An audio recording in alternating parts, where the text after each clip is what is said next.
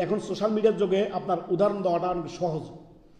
কোনো একটা কথা যদি কেউ শুনলো, কোনো একটা প্রচার সংবাদ কেউ শুনলো, যাচাই বাছাই কেউ করে না, এটা কি ঠিক নাকি বেঠিক, কোথা থেকে সোর্স আসলো, এটার গ্রহণযোগ্যতা কতটুকু, কোনো যাচাই নেই। যাচাই বাছাই করা ছাড়া মানুষের মান সম্মান নিয়ে টানা। সুবহানাল্লাহ। অথচ মুহাম্মদুর রাসূলুল্লাহ সাল্লাল্লাহু আলাইহি সাল্লাম সহিহ মুসলিমের হাদিস আল মুকদ্দমায় 8 নম্বর হাদিস, তিনি নবী সাল্লাল্লাহু আলাইহি সাল্লাম বলেন, কাফা বিল মারই কাযিবান আন ইউহাদ্দিসা বিকুল্লি মা সামিয়া, যে ওই ব্যক্তির মৃত্যু হওয়ার জন্য অতটুকুই যথেষ্ট, সে যা শুনলো তা সে প্রচার করে বেড়ালো।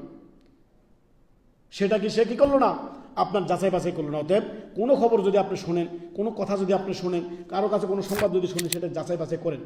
নিজে গুনাহগার কেন হবেন, কি দরকার? এতে আপনার লাভও নাই লসও নেই। কি খামাখা একটা প্রপাগান্ডা ছড়িয়ে দিলেন, অমুক মরে গেছে তো মরে গেছে, অথচ দেখা যাচ্ছে হসপিটালে জীবিত। আবার অনেক জায়গায় দেখা যাচ্ছে অমুকে এটা হয়েছে, কিছুই হয় না, কোনো খোঁজখবর তদন্ত নিয়ে গেছে, কিছু হয়নি। এমন বহু আপনার ঘটনা আমরা আমাদের চোখের সামনে দেখতে পাই।